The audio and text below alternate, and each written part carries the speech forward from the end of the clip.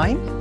What are the similarities to teaching listening face-to-face? Well, I think the similarities are the framework. So we still have the same kind of procedures that we would follow in a face-to-face classroom for delivering a listening lesson. So you'd still have a pre-listening task or activity of some sort, a while listening task or activity for comprehension or for developing a specific sub-skill, and then you'd have a follow-up, maybe a bit of language work or maybe a speaking activity or that sort of thing. So the principles remain the same, that we still have a kind of framework for a listening lesson, but there are some things that are different.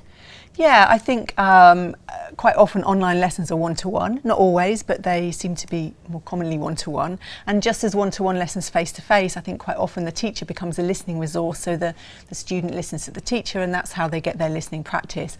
So we can use live listening tasks, but I think task is important here, isn't it? Yeah, because otherwise you're talking all the time, the student's supposedly listening all the time, but who knows what is happening in their head or whether they're understanding anything. So again, principles of having a task with whatever it is that you're doing. Exactly. But the live listenings are really useful, I think, and easy for teachers. So do you want to describe one? So it could be, for example, I describe a member of my family to a lower level student or group of students. And you would set the task before that, Yeah. and the task would be pick out 5 things that I describe. Exactly, yeah. And then when they give you the answers, you can check if they've heard correctly. They know they've heard correctly, and if they haven't, you can then help them to work out why they didn't hear correctly. Was there some linking that made some words difficult to understand or something like that? Yeah, but it's also important, I think, and useful to be able to bring in recorded materials as well, because then in your lessons the students get a different accent, they get a different voice to become accustomed to other English.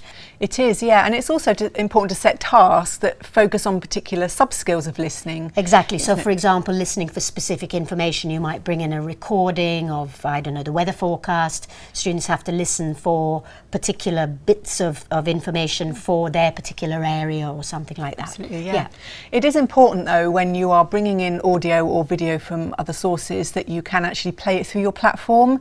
So it's usually okay, but it's always worth, I think, just checking, you know, having a trial run, maybe getting a family member to be at the other end as the student, just to check that they can actually and there's hear also it. copyright issues, which are exactly the same as they are for face-to-face classes. Yeah.